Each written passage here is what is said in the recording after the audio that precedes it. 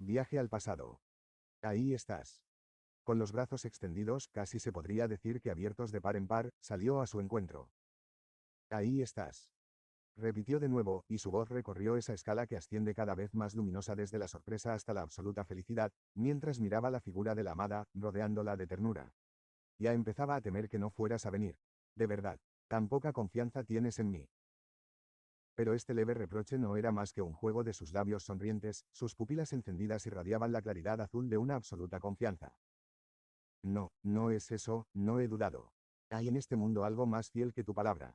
Pero imagínate, qué tonto. Por la tarde, de repente, de una manera totalmente inesperada, no sé por qué, me entró de golpe un absurdo miedo de que pudiera haberte sucedido algo. Pensé en telegrafiarte, pensé en ir a tu casa, y ahora, conforme el reloj avanzaba y aún no te veía venir, la idea de que pudiéramos perdernos el uno al otro una vez más me desgarraba por dentro. Pero, gracias a Dios, ahora ya estás aquí. Sí, ahora ya estoy aquí, sonrió ella, y sus pupilas volvieron a brillar radiantes desde el profundo azul de sus ojos. Ahora ya estoy aquí y estoy dispuesta. Nos vamos. Sí, vámonos. Repitieron inconscientes sus labios, pero el cuerpo inmóvil no se movió ni un paso, su mirada la abrazaba tiernamente una y otra vez, sin poder creerse que su presencia fuera real. Sobre ellos, a su derecha y a su izquierda, rechinaban las vías de la estación central de Frankfurt, el hierro y el cristal se estremecían, afilados silbidos cortaban el tumulto del hall lleno de humo, sobre 20 paneles destacaban los horarios de los trenes al minuto, mientras él, en medio de aquel torbellino de gente que pasaba a su lado en aluvión, no la veía más que a ella, como si fuese lo único que existiera, sustraído al tiempo, sustraído al espacio, en un curioso trance en el que la pasión embotaba sus sentidos. Al final, ella le tuvo que advertir. El tiempo apremia, Ludwig, todavía no tenemos billete. Aquello fue lo que liberó su mirada cautiva, la tomó del brazo con tierna veneración. Contra lo que era habitual, el expreso de la tarde para Heidelberg iba abarrotado. Se sintieron decepcionados, pues las perspectivas de estar los dos solos gracias al billete de primera clase se desvanecían, así que, después de andar buscando en vano, se contentaron con un compartimiento donde no había más que un señor entrecano medio dormido, recostado en un rincón. Se las prometían muy felices pensando disfrutar de una conversación íntima cuando, justo antes del silbato de partida, entraron jadeando en el compartimiento otros tres señores con gruesas carteras para llevar documentos, abogados evidentemente, y tan inquietos por el proceso que acababa de cerrarse que su estruendosa diatriba ahogó por completo la posibilidad de mantener cualquier otra conversación. Así que, resignados, se quedaron uno frente a otro sin aventurarse a decir ni una palabra. Solo cuando uno levantaba la vista, veía, velada por la oscura nebulosa de la incierta sombra de las lámparas, la tierna mirada del otro que se dirigía hacia él con amor. Con una leve sacudida, el tren se puso en movimiento. El chirrido de las ruedas desbarató la conversación de los abogados amortiguándola, dejándola en un simple rumor. Pero después del tirón y de la sacudida iniciales fue imponiéndose poco a poco un rítmico balanceo, el tren, como una cuna de hierro, mecía sus sueños. Y mientras abajo las ruedas traqueteantes corrían hacia un porvenir todavía invisible que reservaba a cada cual algo diferente, los pensamientos de los dos flotaron en sueños regresando al pasado. Hacía más de 9 años que se habían visto por última vez. Separados desde entonces por una distancia insalvable, se sentían doblemente violentos al estar juntos de nuevo sin poder iniciar una conversación. Dios mío, qué largos, qué vastos habían sido aquellos 9 años, 4000 días y 4000 noches, hasta ese día, hasta esa noche. Cuánto tiempo perdido. Y, sin embargo, en su mente destacaba un único recuerdo, un segundo antes de haberse conocido, el principio del principio. Pero ¿cómo había sido? Él lo recordaba perfectamente. Llegó por primera vez a su casa con 23 años, mordiéndose los labios bajo el suave bozo de su joven barba. Después de desprenderse de una infancia marcada por la pobreza, había crecido en comedores gratuitos para estudiantes, abriéndose camino trabajosamente como profesor particular, dando clases extra, arriando su carácter a una edad muy temprana por la miseria y la falta de pan. Arañando unos céntimos para libros durante el día, continuando el estudio por la noche, rendido, tenso y con los nervios destrozados, había sido el primero en la carrera de química y, con una recomendación especial de su catedrático, había acudido al famoso secretario del consejo, el señor G., director de una gran fábrica en Frankfurt. Al principio le adjudicaron trabajos auxiliares en el laboratorio de la planta, pero pronto repararon en ese joven tenaz y responsable, que se aplicaba al trabajo con una intensidad y una fuerza que evidenciaban una voluntad dispuesta a luchar denodadamente por alcanzar su meta, lo que hizo que el secretario del consejo comenzara a interesarse por él de manera especial. A modo de prueba, le fue encargando trabajos de mayor calado, y él, reconociendo la posibilidad de salir del submundo de la pobreza, los aceptaba ansioso. Cuanto más trabajo se le confiaba, mayor empeño ponía en demostrar su eficiencia. De esta manera, en poquísimo tiempo, nuestro joven amigo, como al secretario del consejo le gustaba llamarlo amistosamente, pasó de ser un ayudante adocenado a colaborar en experimentos altamente reservados, pues, sin que él lo supiera, unos ojos lo observaban, a través de una falsa ventana, desde la oficina del jefe, examinándolo, comprobando su elevada cualificación, de modo que, mientras él, ciego en su ambición, creía estar ocupándose de las tareas cotidianas, su superior, casi siempre invisible, lo acompañaba pensando ya en un futuro brillante para él. Retenido con frecuencia en casa a consecuencia de una dolorosísima ciática, incluso postrado en cama la mayoría de las veces, hacía años que el empresario, que iba envejeciendo, andaba al acecho de un secretario privado, de la máxima confianza y con una acreditada capacidad intelectual, con el que poder discutir con la necesaria discreción las patentes más secretas y los ensayos realizados, y por fin le pareció haberlo encontrado. Un día, el secretario del consejo sorprendió al joven con la inesperada propuesta, le preguntó si no querría, para poder tenerlo más a mano, dejar el cuarto amueblado que ocupaba en la periferia de la ciudad y trasladarse a su amplia residencia en calidad de secretario privado. El joven se quedó sorprendido ante una propuesta tan insólita, pero mayor aún fue el asombro del secretario del consejo cuando el joven, después de tomarse un día para reflexionar, rechazó tajantemente esta honrosa proposición, ocultando con bastante torpeza la cruda negativa con pretextos muy poco consistentes. Eminente en su ciencia, el secretario del consejo no era tan ducho en las cuestiones del alma como para adivinar el verdadero motivo de un rechazo que, tal vez, ni siquiera el interesado se confesaba a sí mismo, entrando al fondo de sus sentimientos, pues no se trataba más que de orgullo, un compulsivo intento de ocultar su pundonor herido por una infancia que había transcurrido en la más amarga pobreza. Habiendo trabajado desde su juventud como profesor particular en las insultantes casas de los nuevos ricos, de los advenedizos, un ser ambiguo, sin nombre, entre criados y residentes, presente y a la vez ausente, un objeto decorativo como las magnolias que uno coloca o retira de la mesa según la necesidad, su alma rebosaba odio contra quienes pertenecían a la clase alta y contra todo lo que se movía en su esfera, los muebles pesados, macizos, las habitaciones llenas, exuberantes, las comidas copiosas, desmedidas. Toda aquella riqueza de la que él formaba parte como un elemento al que simplemente se tolera.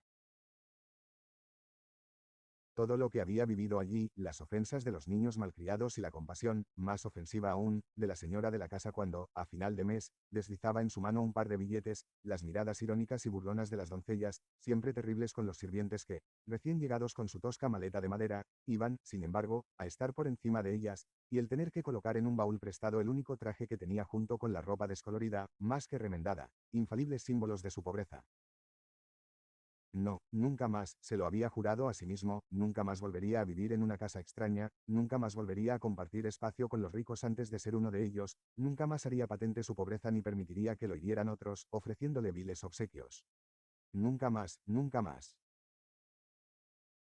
Es cierto que ahora, de cara afuera, cubría su humilde puesto en la oficina con su título de doctor, un abrigo barato pero impenetrable, mientras que su rendimiento hacía lo propio con la herida ulcerante de su juventud envilecida, llagada de estrecheces y limosnas. No, no quería vender por dinero esa mínima porción de libertad, la opacidad de su vida, y por eso rechazó la honrosa invitación, a riesgo de echar a perder su carrera, esgrimiendo absurdos pretextos. Pero, pronto, circunstancias imprevistas no le dejaron otra elección. La dolencia del secretario del consejo empeoró tanto que éste se vio obligado a guardar cama largo tiempo y a abstenerse incluso de cualquier comunicación telefónica con su oficina. Así que contar con un secretario privado se convirtió en una necesidad inaplazable y, al final, el joven ya no pudo sustraerse a las reiteradas y apremiantes invitaciones de su protector si no quería acabar perdiendo su puesto. Este cambio de domicilio, bien lo sabía Dios, fue un paso difícil para él. Todavía se acordaba perfectamente del día en que tocó por primera vez el timbre de aquella distinguida villa, un poco antigua, situada en la Bockenheimer Landstrasse. Justo la tarde anterior se había comprado a toda prisa, con sus exiguos ahorros, su anciana madre y dos hermanas que vivían en su ciudad natal en una remota provincia consumían su parco sueldo, ropa para estrenar, un traje negro pasable y zapatos nuevos para no dejar ver demasiado a las claras las privaciones que soportaba. Además, en esta ocasión, pagó a un criado para que llevara previamente aquel feo baúl que tanto odiaba a causa de tantos recuerdos y en el que guardaba sus pertenencias. Sin embargo, una desazón indefinible le subió por la garganta cuando un sirviente con guantes blancos le abrió con toda formalidad y, ya en el mismo vestíbulo, le salieron al encuentro los pingües y untuosos efluvios de la riqueza que allí se amasaba. Allí le esperaban gruesas alfombras que absorbían blandamente el ruido de sus pasos, tapices gobelinos, colgados en las paredes de la antesala, que invitaban a alzar la mirada ceremoniosamente. Había puertas talladas con pesados picaportes de bronce que evidentemente no estaban destinados a que uno los tocara con sus propias manos, sino a que los abriera un servil mayordomo con la espalda encorvada. Todo aquello pesaba, aturdiéndole y repugnándole a la vez, sobre su tenaz amargura.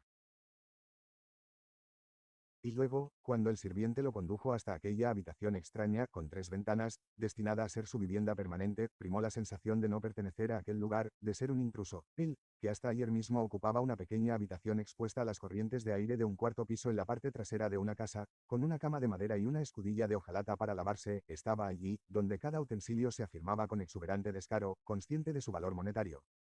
Mirándolo burlón, limitándose a tolerarlo, y tenía que encontrarse en este ambiente como en su casa. Lo que había traído consigo, su propia persona vestida con aquella ropa, se encogía lastimosamente en esa estancia amplia, radiante, atravesada por la luz.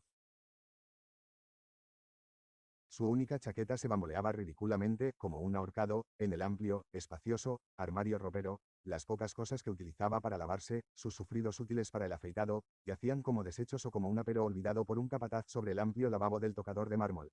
Espontáneamente tapó el tosco baúl de madera rígida con un cubrecama, envidiándolo por poder meterse debajo de algo y ocultarse, mientras que él permanecía de pie en la estancia cerrada como un ladrón sorprendido infraganti.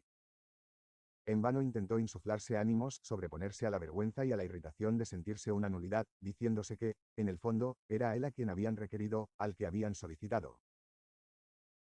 Pero la horonda figura que conformaban las cosas que tenía a su alrededor sofocaba todos sus argumentos, volvía a sentirse pequeño, doblegado y vencido bajo el peso de aquel mundo presuntuoso y opulento fundado sobre el dinero. Era un sirviente, un mozo, un parásito de implatos, mobiliario humano que se puede comprar y alquilar, al que le han hurtado su propio ser.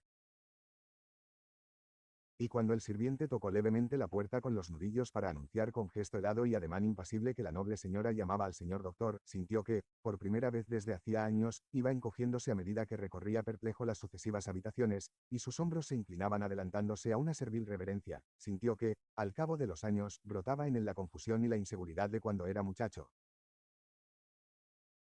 Pero en cuanto se encontró ante ella por primera vez, esta comezón interior se desvaneció apaciblemente, antes incluso de que su mirada tanteara el rostro de la interlocutora y abarcara su figura, alzándose después de haber hecho la reverencia, las palabras de ella le salieron al encuentro irresistibles. Y la primera palabra fue gracias, pronunciada con tales franqueza y naturalidad que despejó los enojosos nubarrones que se habían cernido a su alrededor, tocando inmediatamente sus sentidos, invitándole a escuchar con atención. Le agradezco mucho, señor doctor, dijo cordialmente al tiempo que le ofrecía la mano, que haya aceptado por fin la invitación de mi marido. Espero tener pronto la ocasión de demostrarle lo agradecida que estoy. Puede que no le haya resultado fácil, uno no renuncia con gusto a su libertad, pero tal vez le ayude a saber que hay dos personas que tienen una inmensa deuda con usted. Lo que esté en mi mano hacer para lograr que se sienta por completo en su casa se hará de corazón. Escuchó profundamente sorprendido.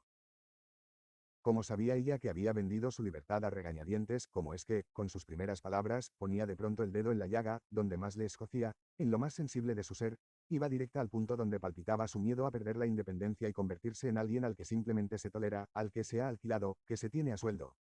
Cómo había logrado que todo aquello se borrara automáticamente de su ser con un solo gesto. Sin querer, levantó la vista hacia ella para mirarla, y fue entonces cuando descubrió unos ojos cálidos, afectuosos, que esperaban confiados a los suyos. Tal vez hubiera algo balsámico, tranquilizador en aquel rostro que infundía una venturosa seguridad en uno mismo, su frente pura, que todavía conservaba una juvenil tersura, irradiaba claridad. Casi parecía prematuro que peinase su cabello con aquella seria raya de matrona, un cabello de capas oscuras, ondulado, con amplios bucles, mientras que, a partir del cuello, un vestido igualmente oscuro ceñía sus amplios hombros, lo que hacía que su rostro resultara todavía más claro en su apacible luminosidad. Tenía el aspecto de una virgen burguesa, un poco monjil por el vestido alto y cerrado. La bondad daba a cada uno de sus movimientos una aura maternal. Luego se acercó un paso más con gracilidad, para recibir sonriente las palabras de gratitud que salieron vacilantes de los labios de él. Pero lo primero es lo primero, ahora querría suplicarle algo. Sé que convivir con otras personas a las que no se conoce desde hace tiempo es siempre un problema cuya única solución es ser sinceros. Así que le suplico que, si se siente agobiado por cualquier motivo, si se siente cohibido por alguna de nuestras costumbres o por cierta forma de hacer las cosas, se dirija a mí con total libertad. Es usted el ayudante de mi marido, yo soy su mujer, este doble deber nos vincula a ambos, de modo que seamos sinceros uno con otro. Él tomó su mano, el pacto estaba cerrado.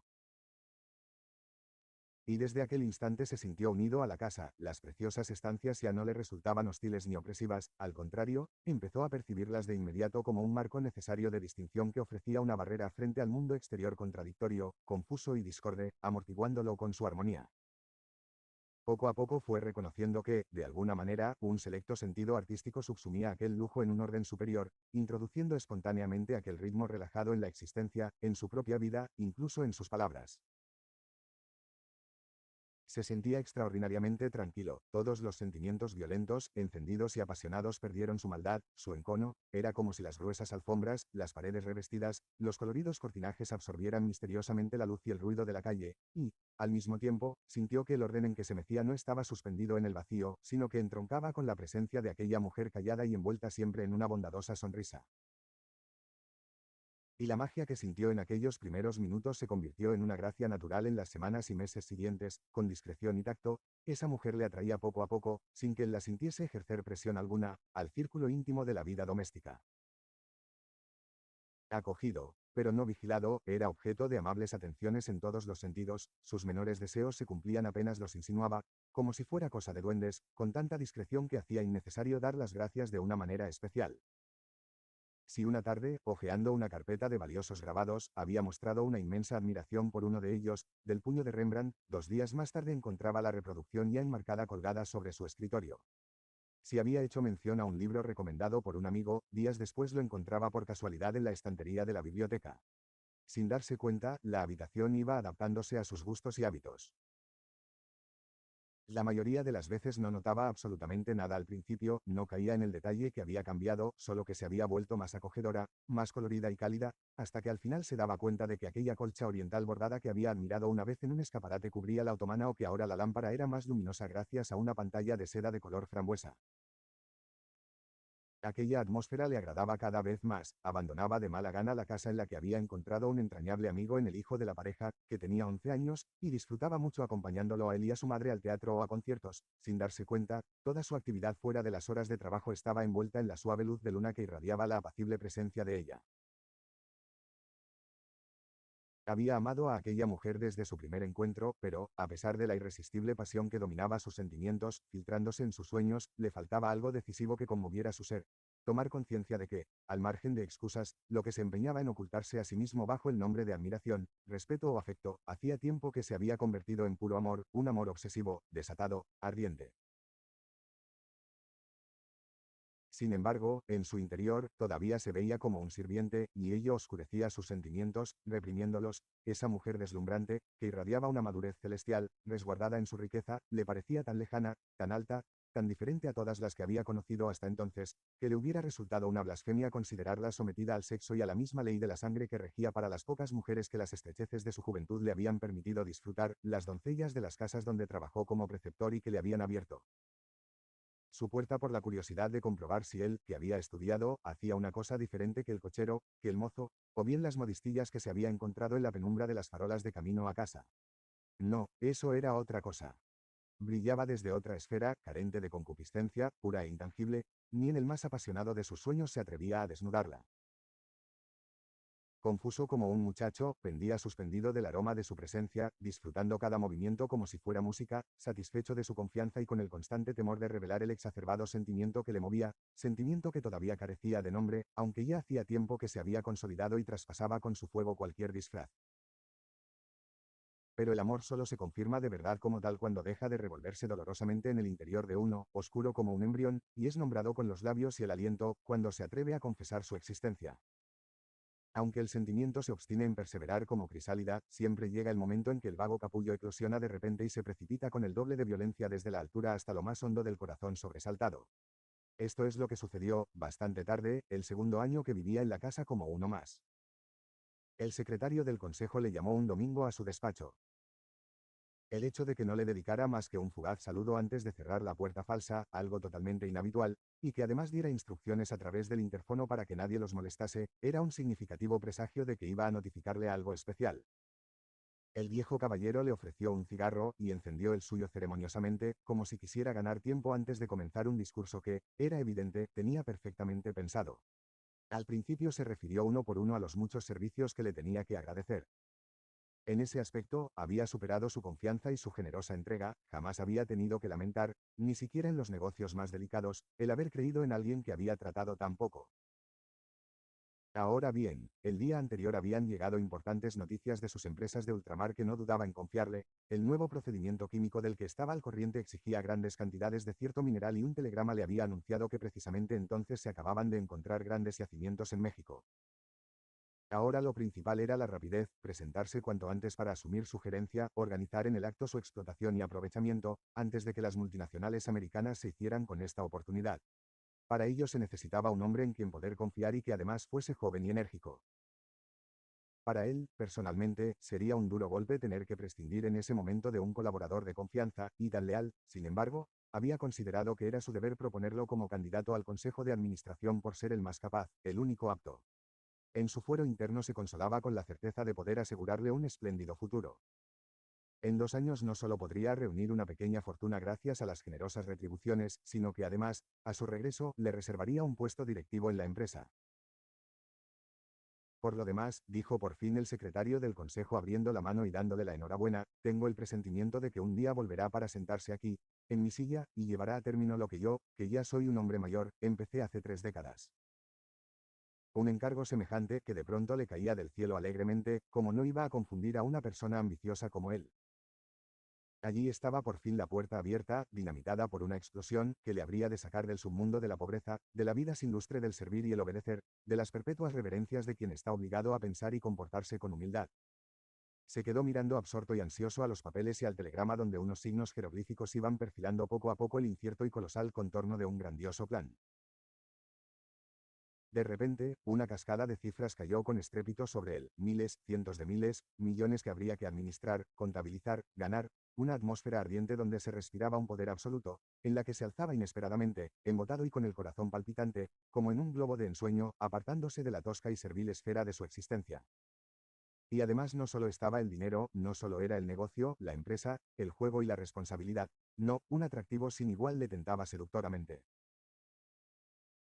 Allí había estructuras, creatividad, una tarea elevada, una fecunda vocación, montañas donde desde hacía miles de años dormía olvidado el mineral, esparciendo un débil resplandor bajo la piel de la tierra, esperando que lo extrajeran, el placer de perforar galerías, crear y ver crecer las ciudades con sus casas, con sus calles brotando del terreno a toda velocidad, máquinas que minan y grúas que giran en círculo.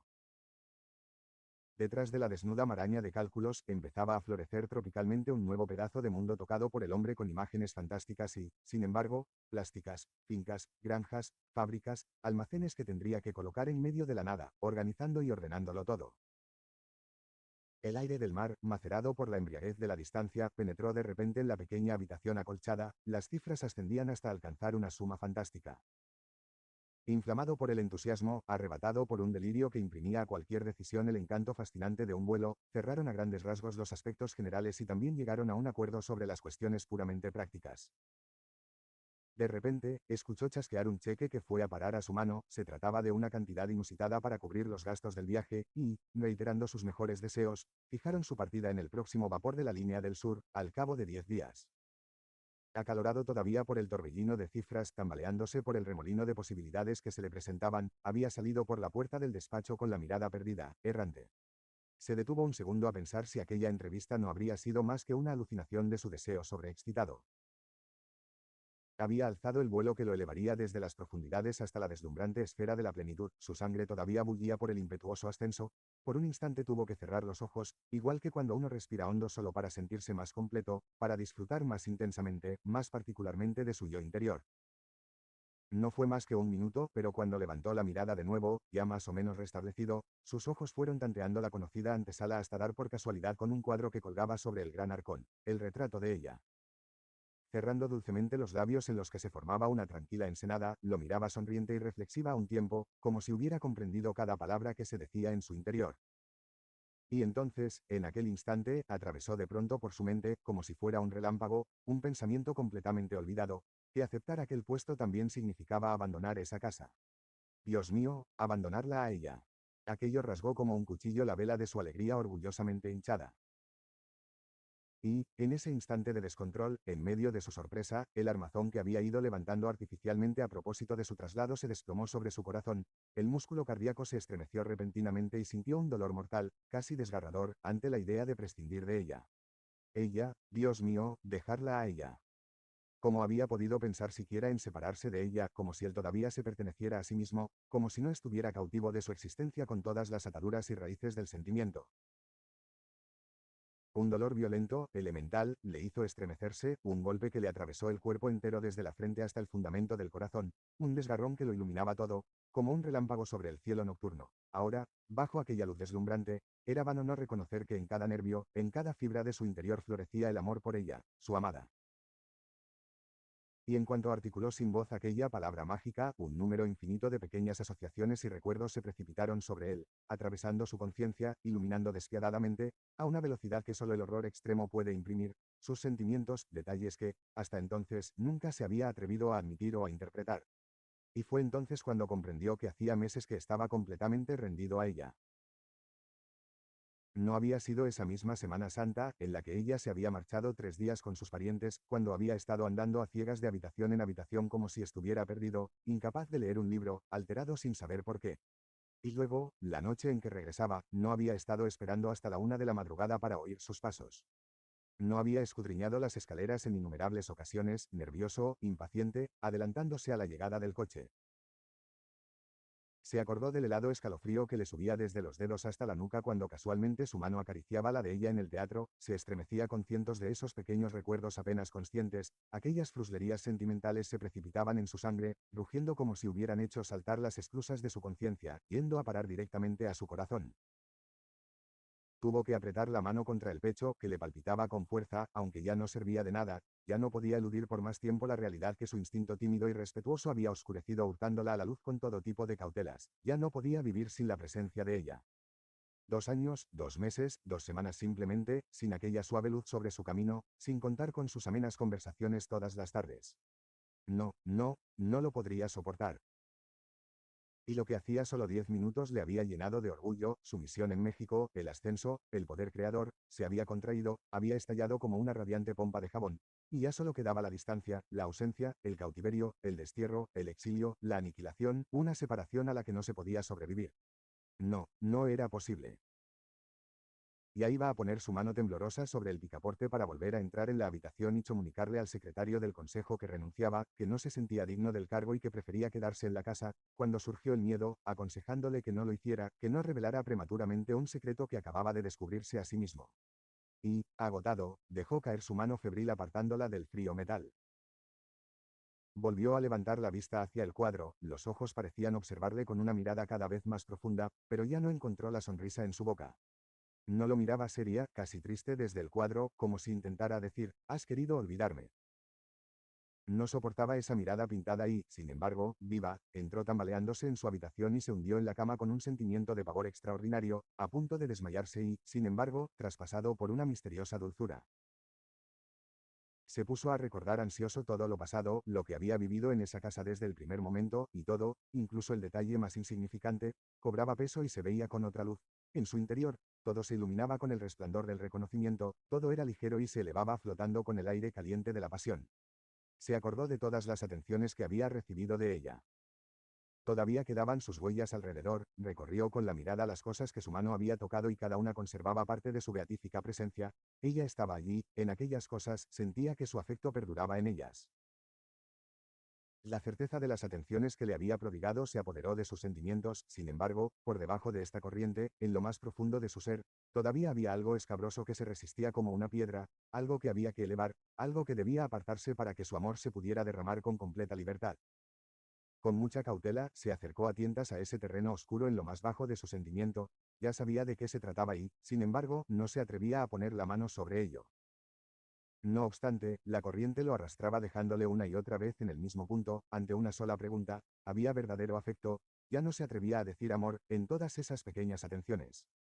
Había delicadeza, ternura, aun carente de pasión, en su voluntad de cuidarlo y velar por él. Esta pregunta lo traspasaba sordamente, las negras, pesadas olas de su sangre se la susurraban una y otra vez, sin arrastrarla en su resaca. Si por lo menos pudiera recordar con claridad, recapacitó, pero sus pensamientos, demasiado apasionados, se mezclaban confusos con sus sueños, sus deseos, y aquel dolor que se agitaba en lo más hondo de su ser.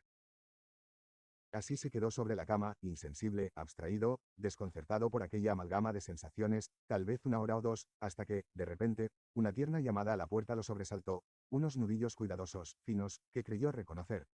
Se levantó de un salto y se precipitó hacia allí. Ella estaba de pie ante él, sonriente. Pero, doctor, ¿cómo es que no viene usted? Ya han llamado 2 veces a la mesa. Lo había dicho casi con regocijo, como si le hiciera gracia pillarlo en un descuido, pero en cuanto vio su rostro, el pelo húmedo y desmadejado, los ojos escondidos, confusos y tímidos, palideció. Por amor de Dios, ¿qué es lo que le ha ocurrido? Balbuceó, y el tono de su voz, en el que giraba el temor, no dejó de complacer al joven. Nada, nada, dijo forzándose a recuperar la compostura a toda prisa, me he quedado pensando y se me ha ido el santo al cielo. Todo este asunto ha venido demasiado rápido. ¿A qué se refiere? ¿Qué asunto? Pero venga, hable usted. Es que no sabe usted nada. No se lo ha comunicado el señor secretario del Consejo. No sé nada de nada. Le apremió ella impaciente, casi enloquecida por su mirada agüidiza, febril, inquieta. ¿Qué ha ocurrido? Venga, dígamelo. Entonces, él tensó todos sus músculos para contemplarla con serenidad y sin ruborizarse. El señor secretario del Consejo ha tenido la bondad de encomendarme una tarea elevada y de responsabilidad, y yo la he aceptado. Dentro de 10 días parto para México. Por 2 años. 2 años. Por amor de Dios. Dijo con un terror que le salía de dentro, ardiente, como un tiro, más un grito que una palabra. Y, sin darse cuenta, se cubrió con las manos. Fue inútil que al instante siguiente se esforzara en negar el sentimiento que había exteriorizado, antes de que se diera cuenta de cómo había sucedido, él ya tenía sus manos, crispadas por un miedo cerval, entre las suyas, sus trémulos cuerpos estallaron en llamas y con un interminable beso bebieron hasta saciar la sed y el deseo inconfesado de incontables días y horas. Ni él la había atraído así, ni ella a él, habían ido uno al otro, como arrebatados por una tempestad, uno con otro, uno en otro, precipitándose inconscientes en un abismo insondable, sintiendo al hacerlo una dulce y ardiente impotencia. Aquel sentimiento tanto tiempo contenido se descargó en un solo segundo, inducido por el imán de la casualidad. Y muy lentamente, solo cuando las grapas que aseguraban sus labios se soltaron, dudando todavía si aquello era verdad, la miró a los ojos, iluminados con una luz extraña en la tierna oscuridad. Fue entonces cuando reconoció de golpe que esa mujer, su amada, hacía tiempo, semanas, meses, años, que lo amaba tiernamente, sin decir nada, con un fuego maternal, mucho antes de que llegase aquella hora. Se sentía embriagado por aquel increíble descubrimiento, él, amado y amado por ella, la inaccesible. Un cielo infinito y transido de luz, el radiante mediodía de su vida, se alzó por un segundo, para, al momento siguiente, caer convertido en cristales, pues esta revelación era, a la vez, una despedida. Los 10 días que quedaban hasta su partida los pasaron ambos en un delirante frenesí que parecía no tener fin. La repentina explosión de su sentimiento formalmente declarado había hecho saltar con la colosal violencia de su presión todas las presas y frenos, todas las formalidades y cautelas. Como animales, calientes y ávidos, caían uno sobre otro cuando se encontraban en un pasillo oscuro, detrás de una puerta, en un rincón, entre 2 minutos robados, la mano quería sentir a la mano, el labio al labio, la sangre inquieta sentir a su hermana, todo buscaba febrilmente a todo, cada nervio ardía por gozar la sensualidad de un pie, de una mano, de un vestido, de cualquier parte viva de sus cuerpos anhelantes. Al mismo tiempo, tenían que dominarse en la casa, ella ocultando ante su marido, su hijo, sus sirvientes, las ternuras que hacían saltar chispas, y él para estar intelectualmente a la altura de los cálculos, informes y contabilidades de los que era responsable. Siempre trataban de aprovechar unos segundos, segundos trémulos, furtivos, con el riesgo de ser descubiertos, solo podían acercarse el uno al otro fugazmente, con las manos, con los labios, con miradas, con un beso ganado afanosamente, embriagados por la vaporosa, sensual y abrasadora presencia del otro. Pero nunca era suficiente, ambos sentían que nunca les bastaba. Se escribían tórridas notas, deslizaban en la mano del otro cartas ardientes, desesperadas, como si fueran escolares, ella se las encontraba por la noche, arrugadas bajo los insomnes almohadones, él, en el bolsillo de su abrigo, y todas acababan en un grito de angustia, en una desdichada pregunta: ¿cómo soportar un mar, un mundo, innumerables meses, innumerables semanas, 2 años separando sangre y sangre, mirada y mirada? No pensaban en otra cosa, no soñaban otra cosa, y ninguno de ellos sabía la respuesta, pero las manos, los ojos, los labios, siervos ignorantes de su pasión, saltaban una y otra vez, anhelando entrelazarse, unirse íntimamente, y por eso los fugaces instantes en que se cogían y se abrazaban temblorosos tras las puertas entornadas, esos tímidos instantes rebosaban gozo y ansiedad a un tiempo. Pero, aunque lo anhelase, él nunca había disfrutado de la plena posesión de aquel cuerpo amado que se bamboleaba apasionadamente, como un árbol, debajo del insensible vestido que lo ceñía. Aunque la sintiera apretarse contra él desnuda y cálida, nunca había llegado a estar verdaderamente cerca de ella en aquella casa más que luminosa, siempre despierta, con personas que acechaban por todas partes. Pero el último día, cuando ella entró en su habitación ya recogida con el pretexto de ayudarle a hacer el equipaje, aunque en realidad fuera para despedirse por última vez, se sintió arrebatada por el deseo y, tambaleándose bajo el ímpetu de él, se precipitó sobre la otomana, donde cayó de espaldas. Sin embargo, cuando sus besos se cubrían ardientemente el pecho desbocado y recorrían ávidos la blanca piel que se abrasaba bajo el vestido abierto violentamente hasta llegar al punto donde su corazón latía gimiendo por él, entonces, en esos momentos de abandono, cuando ya casi era suya después de haberle rendido su cuerpo, entonces, en medio de aquel arrebato, balbuceó suplicándole por última vez. Ahora no, aquí no, te lo ruego. Y tan obediente, tan sometida seguía estando su voluntad e incluso su sangre al respeto que sentía hacia quien durante tanto tiempo había adorado como a una santa, que, una vez más, contuvo sus sentidos, que ya se derramaban como un torrente, y se retiró, mientras ella se ponía en pie tambaleándose y ocultando su rostro. Él también se quedó temblando y en lucha consigo mismo, dándole la espalda, mostrando su tristeza y su decepción tan claramente que le hizo sentir lo que sufría por aquel cruel despecho. Cuando volvió a ser dueña de sus sentimientos, se acercó y lo consoló en voz baja. No podía hacerlo aquí, en mi casa, en su casa. Pero cuando vuelvas, siempre que tú quieras. El tren se detuvo con un chirrido, chillando bajo la tenaza de los frenos bloqueados. Como un perro que se despierta bajo el látigo, su mirada emergió de aquel ensueño, pero, dichoso despertar. Vio que ella, su amada, de la que tanto tiempo había estado alejado, seguía sentada allí, muy quieta, tan cerca que podía sentir su aliento. El ala del sombrero proyectaba una sombra sobre su rostro echado hacia atrás, pero como si hubiera comprendido inconscientemente que suspiraba deseando verlo, se incorporó y le salió al encuentro con una blanda sonrisa. Darmstadt, dijo ella echando un vistazo afuera, queda una estación. Él no respondió. Estaba sentado y simplemente la miraba. El tiempo no ha podido con nosotros, pensó para sus adentros, no ha podido nada contra nuestro sentimiento. 9 años desde entonces y ni siquiera el tono de su voz ha cambiado, ni un solo nervio de mi cuerpo la escucha de forma distinta. Nada se ha perdido, nada ha pasado, su presencia me llena, como entonces, de una suave dicha. Levantó su apasionada mirada hacia la boca de ella, que sonreía serena y que apenas si podía recordar haber besado alguna vez, y miró sus manos resplandecientes, reposando relajadas sobre su seno, se habría inclinado con infinito gusto para acariciarlas con sus labios o las habría recogido entre las suyas, un segundo nada más, un segundo. Pero los parlanchines caballeros del compartimiento ya empezaban a fijarse en él con curiosidad y, para ocultar su secreto, se recostó de nuevo sin decir nada. Así volvieron a estar uno frente a otro sin intercambiar señas ni palabras, solo sus miradas se besaban. Fuera se oyó un estridente toque de silbato, el tren echó a rodar de nuevo y su oscilante monotonía lo meció como si fuera una cuna de acero, devolviéndolo a sus recuerdos. Oh, qué oscuros e interminables fueron los años que habían pasado desde entonces y hasta ese día, un mar gris entre una y otra orilla, entre corazón y corazón. Pero ¿cómo había sido? En alguna parte guardaba un recuerdo que no quería evocar, ni siquiera rozar, su última despedida, aquel momento en el andén de aquella misma estación donde, con el corazón exultante, había estado esperándola. No, fuera con eso, era el pasado, no volvería a pensar en ello, era demasiado terrible. Pero sus pensamientos se remontaron más allá, volaron más lejos, otro paisaje, un tiempo de ensueño se abría ante él, arrancándolo del ritmo chirriante y veloz de las ruedas.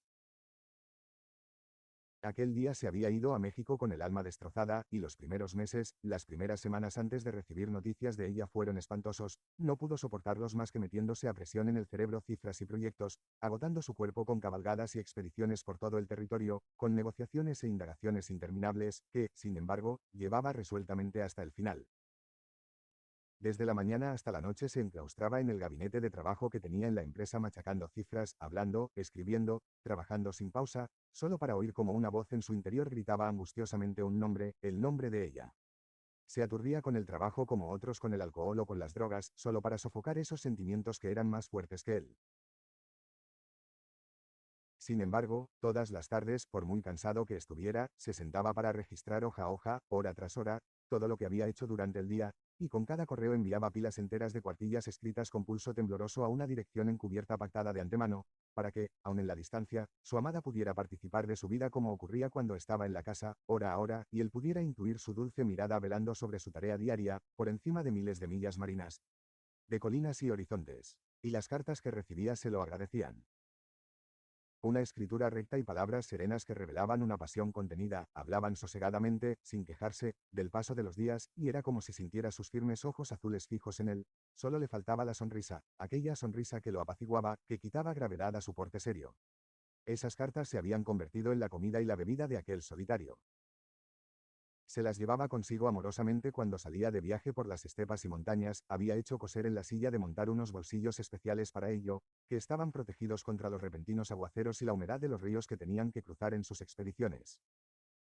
Tantas veces las había leído que se las sabía de memoria, palabra por palabra, tantas veces las había doblado que los pliegues se habían vuelto transparentes y algunas palabras aparecían borradas por los besos y las lágrimas.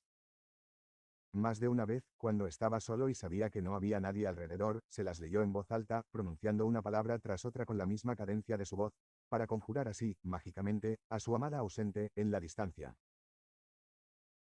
Más de una vez se levantó de improviso en medio de la noche, notando que se le había escapado una palabra, una frase, una fórmula de cierre, encendía la luz para recordarla y, a través de los rasgos de su caligrafía, soñar con la imagen de su mano, y subiendo desde la mano, el brazo, el hombro, la cabeza, la figura entera traída hasta allí por encima de tierras y mares. Igual que un leñador que tala un bosque virgen, así hacía él con furia y fuerza desmedidas con el tiempo agreste e impenetrable que todavía tenía por delante y que percibía como una amenaza, impaciente ya por ver un claro, la perspectiva del regreso, la hora del viaje, el momento mil veces imaginado del primer abrazo a su vuelta. En su casa de madera en la recién creada colonia de trabajadores, levantada a toda prisa y cubierta con hojalata, había colgado sobre su tosca cama un calendario en el que cada tarde, muchas veces a mitad de la jornada si no podía soportar la impaciencia, iba tachando los días trabajados y contaba y recontaba la serie negra y roja, cada vez más corta, de los que todavía tenía que aguantar, 420, 419, 418 días para el regreso. Porque él no contaba el tiempo como los demás hombres, a partir del nacimiento de Jesucristo, sino en función de los días que restaban para que llegase una determinada hora, la hora de volver al hogar. Y siempre que este lapso de tiempo formaba una cifra redonda, 400, 350 o 300, igual que en el cumpleaños de ella, en su santo o en otros aniversarios personales, como por ejemplo cuando se habían conocido o cuando ella le reveló sus sentimientos por primera vez, daba una especie de fiesta para las personas que tenía alrededor, quienes, sin saber a qué obedecía, se mostraban sorprendidos y le preguntaban. Daba una propina a los hijos sucios de los mestizos y a los trabajadores, aguardiente, de modo que gritaban jubilosos y saltaban como potros salvajes, se ponía su traje de los domingos, mandaba a buscar vino y las mejores conservas. Izaba una bandera que flameaba de alegría en un mástil que él mismo había colocado, y venían vecinos y ayudantes curiosos por ver qué santo o aniversario se celebraba, pero él solamente sonreía y decía: «¿A vosotros qué más os da? Alegraos conmigo». Así pasaron semanas y meses, matándose a trabajar un año y luego medio año más. Ya solo quedaban 7 minúsculas semanas hasta la fecha fijada para su regreso. Hacía mucho tiempo que había calculado con desmesurada impaciencia la partida del barco y, para sorpresa del empleado que hacía las reservas, ya había reservado y pagado su camarote en el Arkansas 100 días antes. Entonces llegó aquel día catastrófico que no solo rasgó su calendario sin compasión, sino que hizo pedazos con total indiferencia millones de destinos e intenciones. Aquel día catastrófico, por la mañana temprano, el agrimensor había subido cabalgando desde la llanura de color amarillo azufre hasta la montaña, acompañado de 2 capataces y seguido por una tropa de gente del país con caballos y muías, para inspeccionar un nuevo punto de perforación, donde se sospechaba que había magnesita. Pasaron 2 días picando, excavando y dando golpes. Los mestizos que realizaban la prospección sufrían bajo el aguijón de un sol de justicia que caía de plano y, reflejándose en ángulo recto sobre la piedra desnuda, rebotaba una segunda vez contra ellos, pero él presionaba a los trabajadores como un poseso, ni siquiera permitía que sus sedientas lenguas recorrieran los 100 pasos que les separaban del pozo de agua excavado a toda prisa. Quería estar de vuelta para ver el correo, las cartas de ella, sus palabras. Y cuando al tercer día todavía no se había alcanzado la profundidad necesaria, al ver que todavía no habían concluido la prueba, se apoderó de él una insensata pasión por tener noticias de ella. La sed de sus palabras le hizo desvariar hasta tal punto que decidió volver solo cabalgando la noche entera únicamente para recoger aquella carta que debía de haber llegado con el correo del día anterior.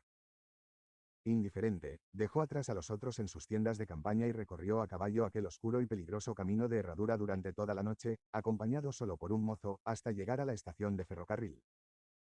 Pero, al llegar por fin a su destino a la mañana siguiente, con los caballos resollando vaho, congelados por el gélido frío de las escarpadas montañas, se sorprendieron al encontrar un panorama inusual.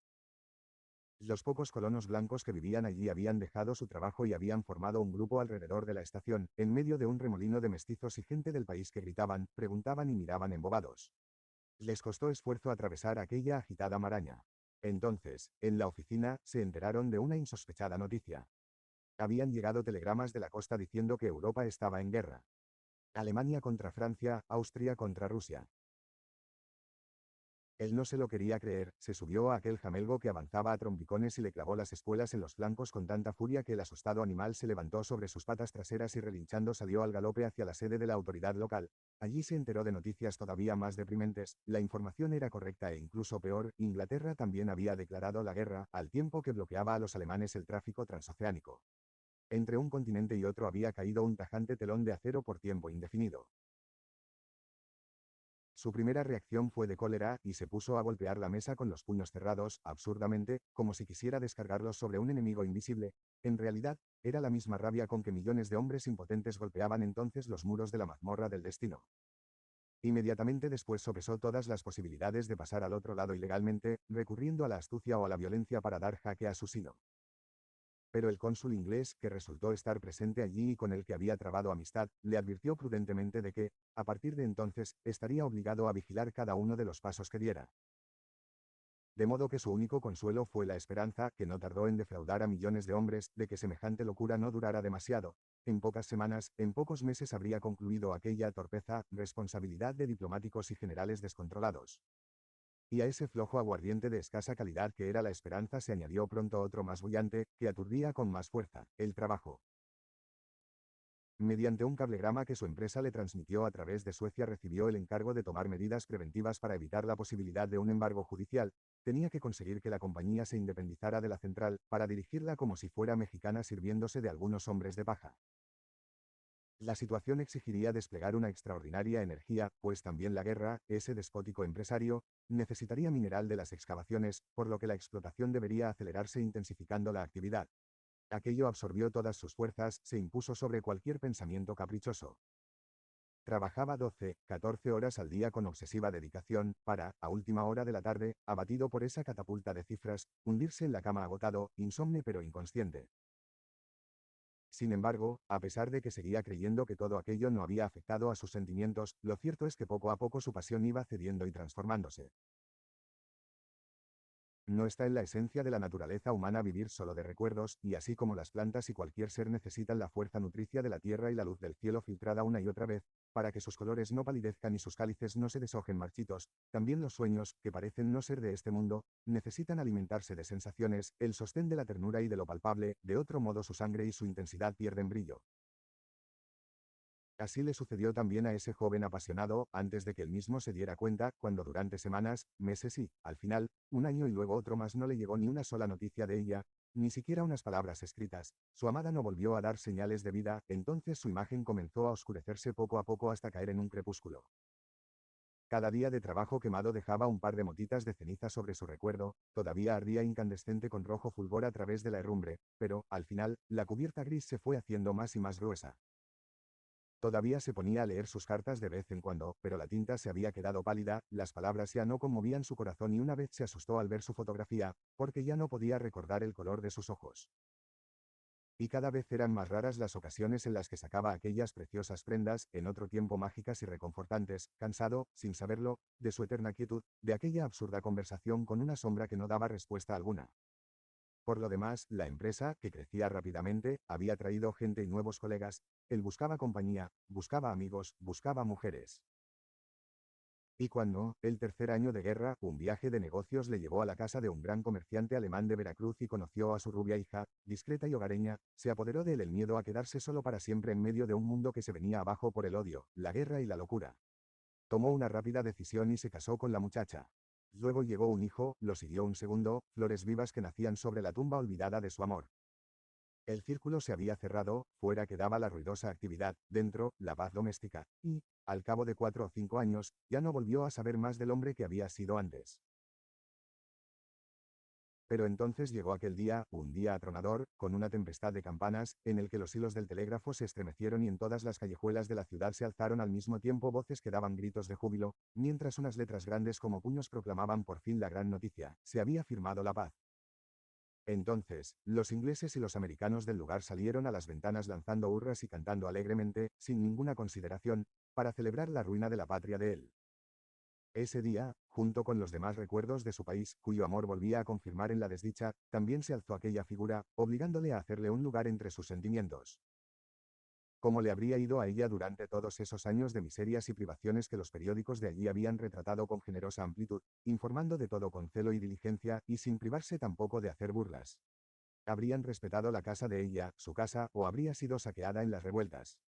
Y su esposo y su hijo, ¿vivirían todavía? En medio de la noche se levantó al lado de su mujer, que respiraba plácidamente, encendió la luz y estuvo escribiendo durante 5 horas, hasta el amanecer, una carta, sin querer acabarla, en la que en un monólogo consigo mismo contaba toda su vida en ese lustro.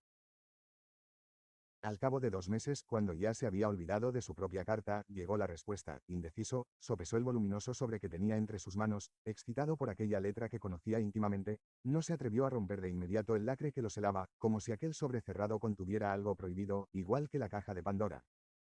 Durante 2 días lo llevó sin abrir en el bolsillo de la chaqueta, junto al pecho, de cuando en cuando sentía como su corazón palpitaba contra él.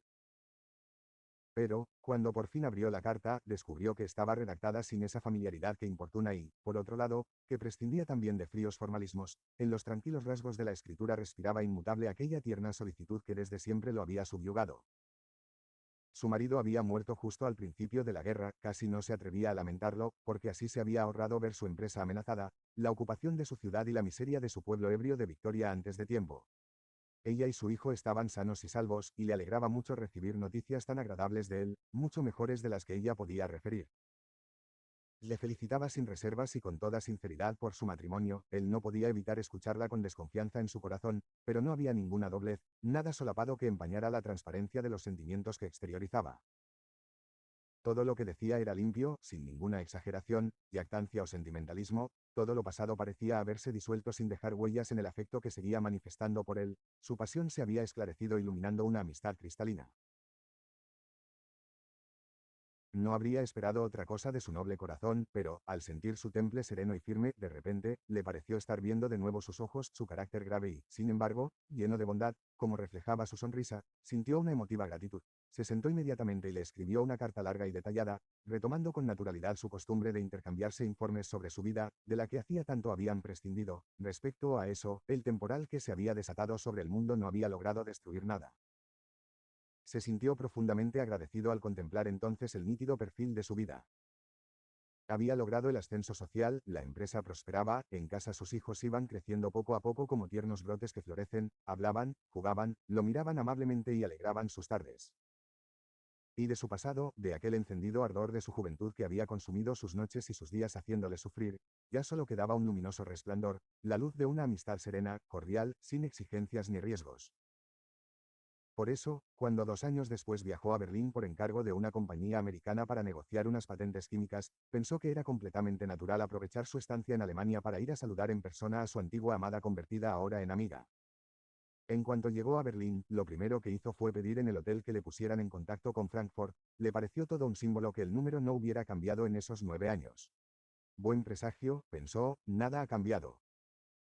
Al poco, sonó el fresco timbre del aparato que había sobre la mesa y de repente tembló ante la idea de volver a oír su voz después de tantos y tantos años, una voz que corría sobre campos, tierras, casas y chimeneas, respondiendo a su llamada, acercándose por encima de las millas y de los años, del agua y de la tierra.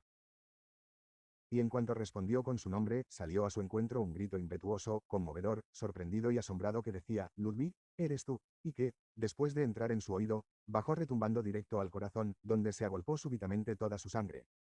Algo se había inflamado de repente en su interior, le costaba esfuerzo seguir hablando, el ligero auricular temblaba en su mano.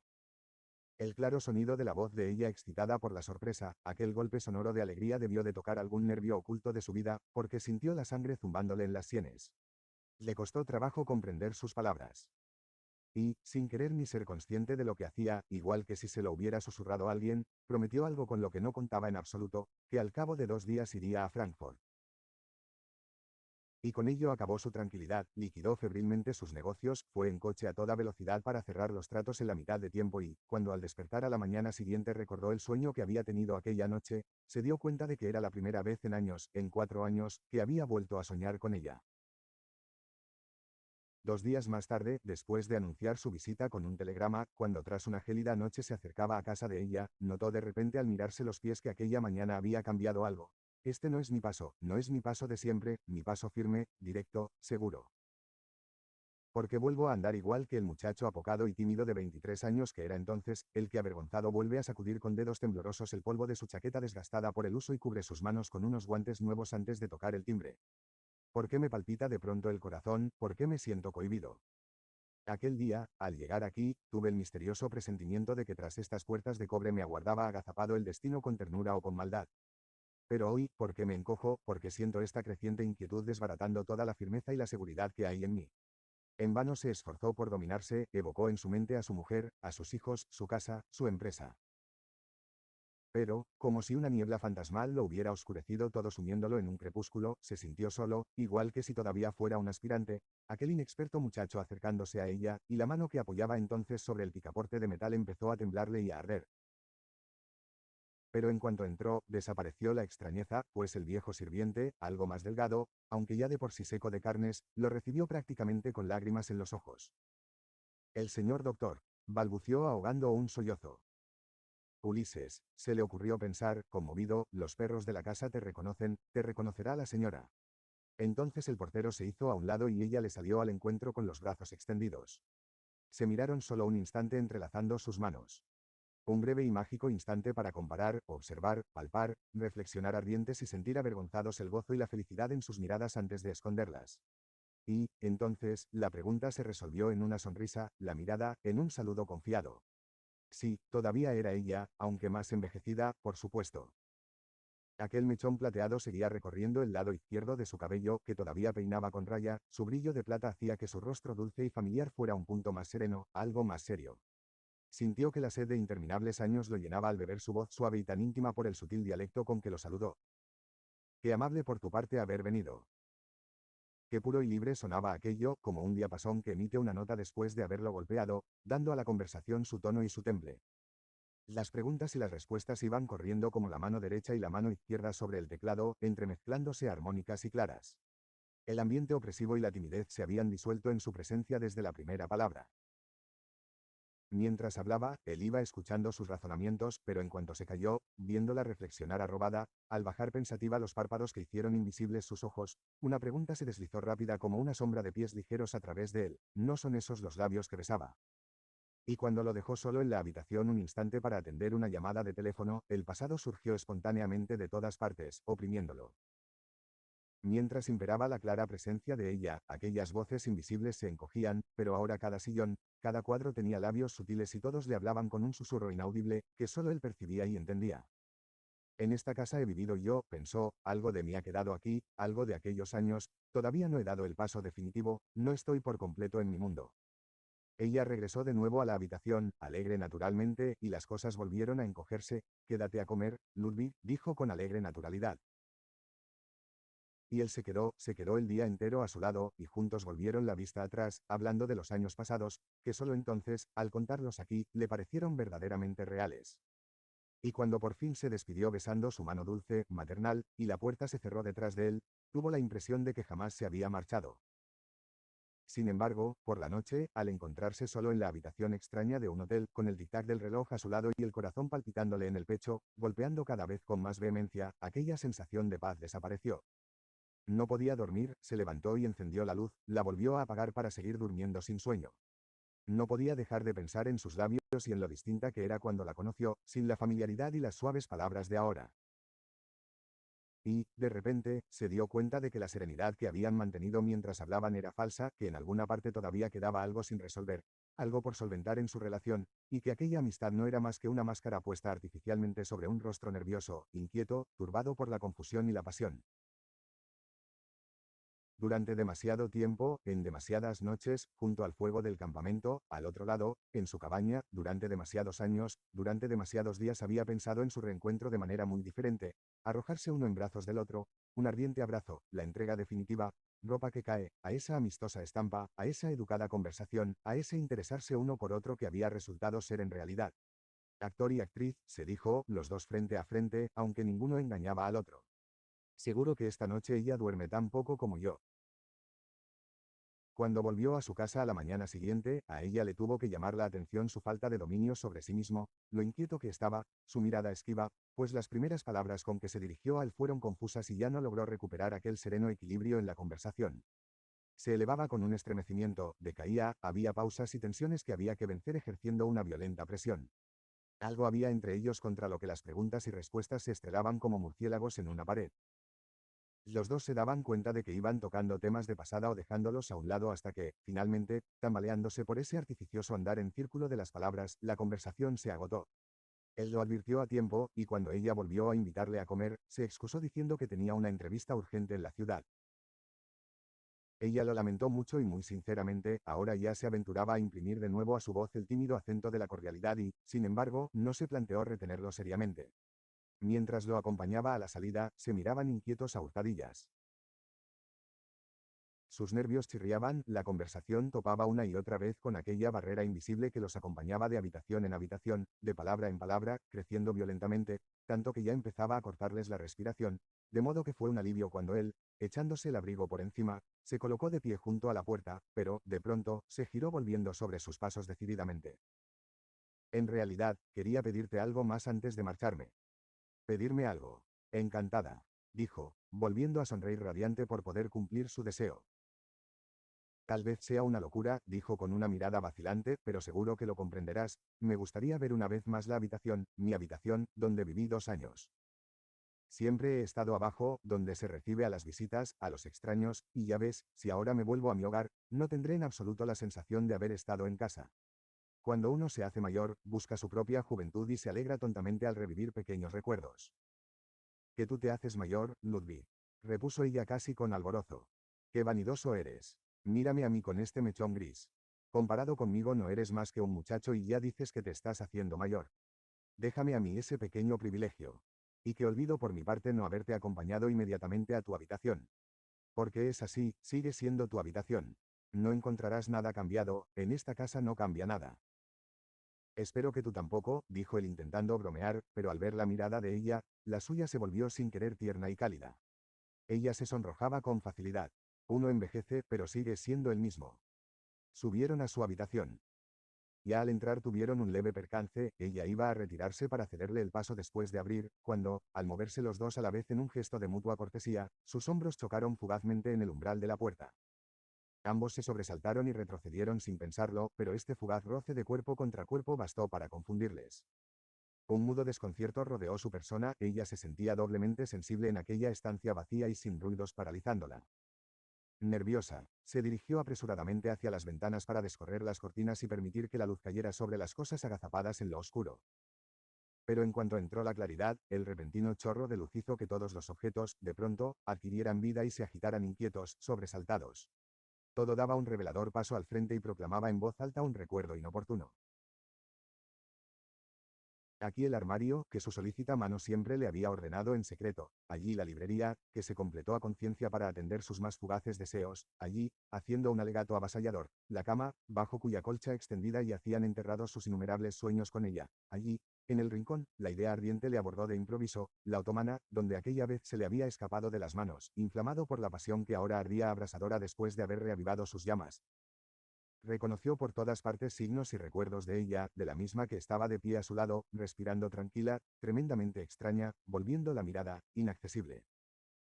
El grueso silencio que se acumulaba en la estancia desde hacía años comenzó a inflarse arrolladoramente, excitado por la presencia de personas, presionando los pulmones y oprimiendo el corazón. Algo tenían que decir para desplazar este silencio y evitar que los aplastase. Ambos lo sabían y fue ella quien lo hizo. Dándose la vuelta de repente. No es cierto que todo está exactamente igual que antes. Empezó a decir con la firme voluntad de hablar de algo indiferente, ingenuo, aunque su voz temblase como si estuviera empañada, pero él no recogió el complaciente tono de la conversación, al contrario, apretó los dientes. Todo es como antes salvo nosotros, nosotros no. Al oír aquello fue como si le soltaran un mordisco. Se dio la vuelta asustada. ¿Cómo dices eso, Ludwig? Pero ella no encontró su mirada, pues sus ojos no recogían ni a los suyos, sino que miraban absortos, mudos y ardientes a la vez, a sus labios, a los labios que no había tocado desde hacía años y que, sin embargo, en otro tiempo ardían sobre su carne, esos labios que había sentido retraídos y húmedos como una fruta. Ella se sintió incómoda al comprender la sensualidad de su mirada, un rubor atravesó su rostro rejuveneciéndolo misteriosamente, haciendo que a él le pareciera la misma que entonces, en el momento de su despedida, en aquella misma habitación. Una vez más intentó apartar de sí esa mirada absorbente, peligrosa, no darse por enterada de lo innegable. ¿Cómo dices eso, Ludwig? Repitió, pero era más una súplica de que no se lo aclarara que una pregunta que esperase una respuesta. Entonces él hizo un movimiento firme, decidido, con fuerza varonil, su mirada tomó la de ella. No me quieres entender, pero sé que, a pesar de todo, me entiendes. ¿Te acuerdas de esta habitación? ¿Y te acuerdas de lo que me prometiste que harías? Cuando yo regresara. Los hombros de ella temblaban, todavía intentó rechazarlo una vez más. Deja eso, Ludwig. Esos son cosas antiguas, no las toquemos. ¿Dónde han quedado esos tiempos? Esos tiempos han quedado dentro de nosotros, respondió firmemente, en nuestra voluntad.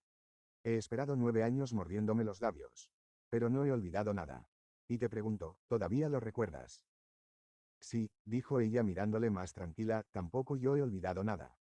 ¿Y quieres? Tuvo que tomar aliento para que la frase no desfalleciera, ¿quieres consumarlo? El rubor saltó de nuevo a su rostro flotando hasta la raíz de sus cabellos. Ella se acercó a él para apaciguarlo. Ludwig, recapacita.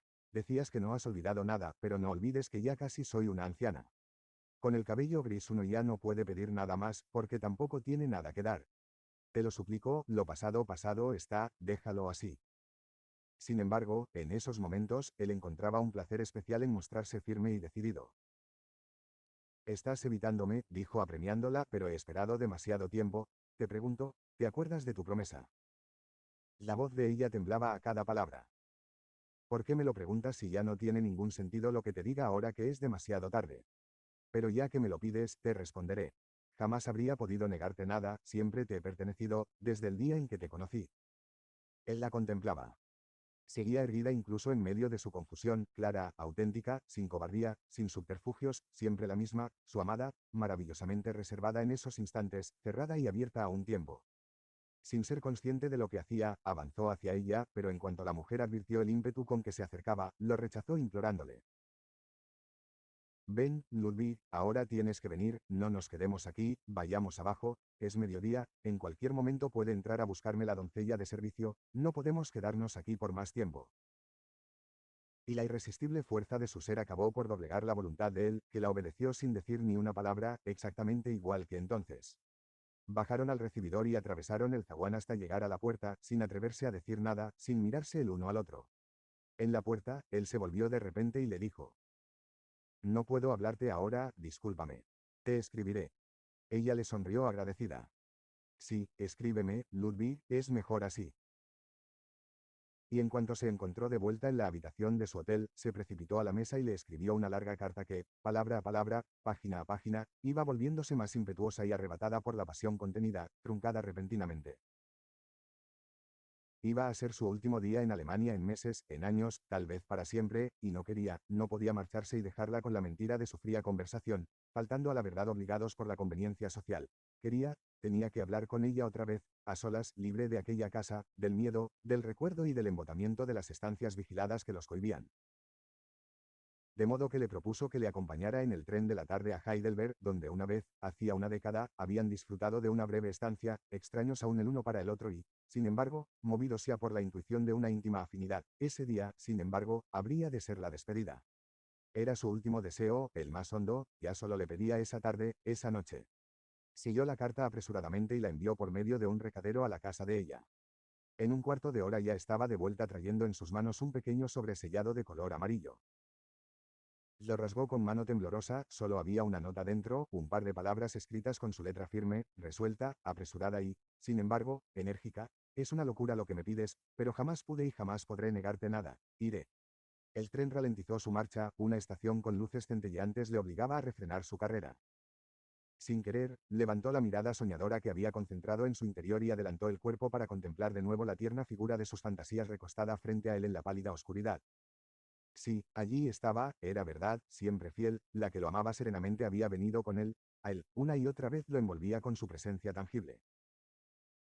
Como si algo dentro de ella hubiera sentido en la distancia esa mirada que la buscaba, el tímido roce de una caricia, se incorporó y miró a través de los cristales, detrás de los cuales pasaba corriendo un incierto paisaje húmedo y oscuramente primaveral, resplandeciente como el agua. Deberíamos llegar enseguida, comentó ella como si lo dijera para sí misma. Sí, suspiró él profundamente, ya está durando mucho. Ni él mismo sabía si estas palabras lanzadas al aire con ansiedad se referían al viaje o a los largos años que habían pasado hasta llegar a este punto. A esta hora, una total confusión entre sueño y realidad atravesaba sus sentimientos. Solo sentía las ruedas traqueteantes que corrían bajo el rumbo a algún lugar, al encuentro de un instante que él no podía precisar en medio de su extraña turbación. No, no debían pensar en ello, solo se dejaban llevar blandamente por un poder invisible, al encuentro de algo misterioso, irresponsable, relajando sus miembros. Había en todo aquello una especie de expectación, semejante a la de los novios, dulce y sensual, y que, sin embargo, se mezclaba oscuramente con el miedo previo a la consumación, con ese temor místico que surge cuando, de repente, algo infinitamente anhelado se acerca físicamente al corazón, que lo recibe con asombro. No, ahora no debían pensar en nada, ni querer nada, ni desear nada, solo permanecer así, arrebatados en medio de un sueño, dirigiéndose hacia lo desconocido, arrastrados por una marea extraña, sin tocarse pero sintiéndose, deseándose pero sin alcanzarse, balanceándose sobre el destino, reintegrados en su propio ser. Seguirían así durante horas, una eternidad en ese prolongado crepúsculo envuelto en sueños, aunque, con un leve temblor, ya se perfilaba la idea de que aquello podía llegar pronto a su fin.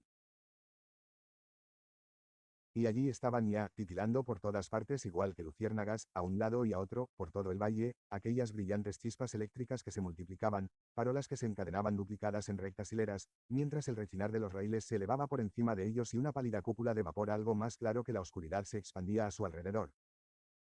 Heidelberg, dijo uno de aquellos señores a los demás mientras se levantaba. Distribuyeron sus infladas carteras de viaje y se dirigieron apresuradamente hacia la salida abandonando el compartimiento.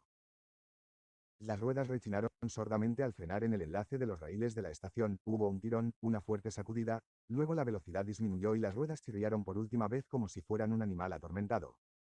Se quedaron sentados un segundo los dos solos, uno frente al otro, igual de asustados por la súbita realidad. Ya hemos llegado. Sin querer, sonó como si lo dijese asustada. Sí, respondió él, y se puso en pie. ¿Puedo ayudarte? Ella lo rechazó y salió por delante apresuradamente, pero se detuvo de nuevo ante el estribo del vagón, como si se tratara de agua helada, su pie vaciló un instante antes de descender. Luego bajó de un tirón. Él la siguió sin decir nada y entonces ambos se encontraron de pie uno frente a otro sobre el andén. Por unos instantes parecieron desamparados, extraños, dolorosamente conmovidos, mientras la pequeña maleta se balanceaba pesadamente a un lado y a otro en la mano de él. Entonces, de repente, la máquina jadeante que estaba a su lado volvió a resoplar soltando con un silbido su vapor. Ella se estremeció y lo miró pálida, con los ojos confusos e inseguros. ¿Qué te pasa?, preguntó él. Lástima, era tan hermoso viajar así. Me habría gustado seguir viajando horas y horas. Él guardó silencio. Había pensado exactamente lo mismo hacía un segundo, pero ya había pasado y algo tenían que hacer. ¿No nos vamos?, preguntó prudentemente. Sí, sí, vámonos, murmuró ella de una forma apenas inteligible. Sin embargo, ambos permanecieron de pie uno junto a otro, cada cual por su lado, como si algo se hubiera roto en ellos. Fue entonces que él había olvidado cogerla del brazo cuando se volvieron indecisos y confusos hacia la salida. Abandonaron la estación de ferrocarril, pero en cuanto salieron por la puerta sintieron de golpe el rugido de una tempestad que se abatía sobre ellos arreciando con el ruido de los tambores, los agudos silbidos y el fragoroso estruendo de los gritos, una manifestación patriótica de las uniones de combatientes y estudiantes. Muros que caminaban, escuadras que marchaban unas tras otras en líneas de a cuatro empavesadas con banderas, gentes con atuendos militares que desfilaban marcando el paso como un único hombre, haciendo retumbar el suelo al mismo ritmo, la nuca rígida, echada hacia atrás con enérgica resolución, la boca abierta de par en par para cantar, una voz, un paso, un ritmo. En la primera fila, generales, dignatarios de pelo cano cubiertos de bandas, flanqueados por la juventud que llevaba con atlética firmeza gigantescas banderas tiesas y derechas, haciendo que ondearan al viento calaveras, cruces gamadas, antiguos estandartes imperiales, sacando el pecho, adelantando la frente como si salieran al encuentro de las baterías enemigas. Como si las forzara a avanzar un puño que fuera fijando la cadencia, geométricas, ordenadas, marchaban las masas al compás, guardando exactamente la distancia y manteniendo el paso, tensando todos los nervios, con una mirada amenazante en el rostro, y siempre que una nueva falange, veteranos, jóvenes del pueblo, estudiantes, pasaba por delante de una tribuna elevada donde la percusión de los tambores descargaba golpes de acero sobre un invisible yunque dictando obstinadamente el ritmo, una sacudida recorría la muchedumbre de cabezas que se volvían marcialmente hacia la izquierda girando unánimes la nuca, levantando palpitantes las banderas desplegadas con cordones ante el caudillo del ejército que con rostro de piedra asistía impertérrito a la parada de los civiles. Imberbes, con bozo o desdentados y con arrugas, trabajadores, estudiantes, soldados o muchachos, todos tenían en ese instante el mismo rostro atravesado por una mirada dura, resuelta, airada, la barbilla levantada con obcecación y el gesto invisible de blandir la espada. El ritmo machacón de los tambores acompañaba a las tropas con un incesante fragor doblemente enardecedor por su monotonía, volviendo las espaldas rígidas, los ojos, duros. En la invisible fragua de la guerra, de la venganza, instalada en un lugar apacible contra un cielo recorrido dulcemente por suaves nubes. ¡Qué locura! Balbuceó sorprendido sintiendo vértigo. ¡Qué locura! ¿Qué quieren? Otra guerra, otra guerra. Otra guerra como la que había hecho pedazos su vida entera.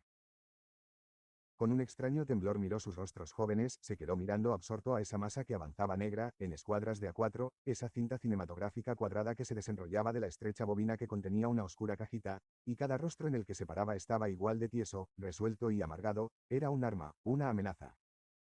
¿Y a qué venía esa amenaza que se extendía como una nota discordante en la suave tarde de junio, metida a martillazos en una amable ciudad que soñaba despierta? ¿Qué quieren? ¿Qué quieren? Daba vueltas y vueltas a aquella pregunta que lo angustiaba. Acababa de contemplar el mundo con la claridad de un cristal diáfano, cubierto de ternura y amor por el sol, se había dejado llevar por una melodía de bondad y de confianza, y de repente empezaba a resonar el paso de las masas marchando como entonces, aplastándolo todo, ceñidas marcialmente, mil voces, mil temperamentos y, sin embargo, un solo aliento, una sola voz, una sola mirada. Odio, odio, odio. Sin darse cuenta se agarró del brazo de ella para sentir algo cálido, amor, pasión, bondad, ternura, un sentimiento dulce y sedante, pero el estrépito de los tambores quebraba su paz interior. Mientras miles de voces se unían en un himno a la guerra incomprensible, atronador, la tierra temblaba bajo el ritmo que marcaban sus pasos y el aire explotaba en medio de los repentinos gritos de júbilo de aquella tropa descomunal. Sintió que algo tierno y vibrante se rompía dentro de él bajo este violento estampido de realidad que se propagaba retumbando. Un ligero roce a su lado lo sobresaltó, la mano de ella con los dedos cubiertos por los guantes diciéndole tiernamente a la suya que no se crispase en un puño feroz. Él apartó su mirada absorta, ella lo miraba suplicante, sin decir nada, tirando levemente de su brazo para que se pusiera en marcha. Sí, vámonos, murmuró reflexionando, y levantó los hombros como para defenderse de algo invisible, avanzando arrolladoramente a través de aquella masa gelatinosa de hombres como él, que se apretaban blandamente unos contra otros, sin decir nada, mirando hechizados la imparable marcha con que avanzaban las legiones militares. Se debatía por salir de allí sin saber a dónde iría a parar, pero quería dejar aquel estruendoso tumulto, marcharse de allí, de aquella plaza donde un mortero machacaba con implacable ritmo todo lo sutil e idealista que había en él. Solo quería marcharse, estar a solas con ella únicamente, cubierto por una bóveda de oscuridad, por un tejado, sentir su aliento por primera vez en 10 años sin ser vigilado, mirar sus ojos sin ser molestado, disfrutar hasta el final de ese encuentro a solas que se había prometido en incontables sueños y que había estado a punto de llevarse consigo esa ola humana que giraba en remolino, atropellándose una y otra vez entre gritos y pasos. Su mirada tanteaba nerviosa las casas, adornadas todas ellas con banderas entre las que de vez en cuando se distinguían unas letras doradas anunciando una empresa y otras, una pensión. De repente sintió en la mano el leve peso de la pequeña maleta como un recordatorio, el anhelo de descansar en algún sitio, estar en casa, solos. Comprar un puñado de paz, un par de metros cuadrados de espacio. Y como si fuera la respuesta a sus deseos, en ese instante saltó ante sus ojos el nombre de un hotel en brillantes letras de oro sobre una alta fachada de piedra, un hotel que se adelantó a su encuentro con su vestíbulo de cristal. Aminoró el paso y contuvo la respiración. Se detuvo casi conmovido, soltando sin querer el brazo de ella. Tiene que ser un buen hotel, porque me lo han recomendado, mintió tartamudeando nervioso en medio de su confusión. Ella retrocedió asustada, la sangre inundó su pálido rostro. Sus labios se movían y querían decir algo, tal vez lo mismo que hace 10 años, aquel espantoso, ahora no. Aquí no. Pero entonces vio la mirada que él le dirigía, una mirada angustiosa, turbada, nerviosa, y dejando caer la cabeza, accedió sin decir nada, siguiéndole hasta el umbral del hotel con pasos cortos, desmayados. A la entrada del hotel estaba el recepcionista de pie, con un colorido uniforme, dándose importancia como el capitán de un barco responsable de vigilar el rumbo de la nave, entretenido detrás de un mostrador que marcaba las distancias. No se movió ni un paso para recibir a los que entraban indecisos, se limitó a juzgarlos rápidamente con una mirada fugaz, concediéndoles poco valor en cuanto vio la pequeña maleta que llevaban. Se quedó esperando y tuvieron que llegar hasta él, que, de repente, parecía de nuevo tremendamente ocupado con las hojas de tamaño folio del gigantesco libro de huéspedes abierto de par en par. Solo se puso de pie cuando los que iban a solicitar su registro ya estaban justo ante él. Levantó su fría mirada y los examinó rigurosamente como un experto. «Tienen una reserva los señores», dijo, después de la negativa con la que casi les hizo sentir culpables, responderles pasando de nuevo las hojas del libro, «Me temo que está todo ocupado. Hoy celebramos la consagración de las banderas, pero», añadió con clemencia, «veré qué se puede hacer». Soltarle una bofetada, eso es lo que podría hacerle a ese tipejo con galones de sargento, pensó humillado y amargado, sintiéndose de nuevo, por primera vez en 10 años, como un mendigo que espera un favor, un intruso. Pero el presuntuoso recepcionista ya había concluido su atenta comprobación. La número 27 acaba de quedar libre, una habitación doble, si les interesa. ¿Qué otra cosa cabía hacer más que dar con indiferencia una enojosa conformidad? Su mano inquieta cogió la llave que le tendía, impaciente ya por poner unas mudas paredes entre él y aquel hombre. Entonces, aquella estricta voz volvió a sonar apremiante detrás del mostrador. «Regístrense, por favor».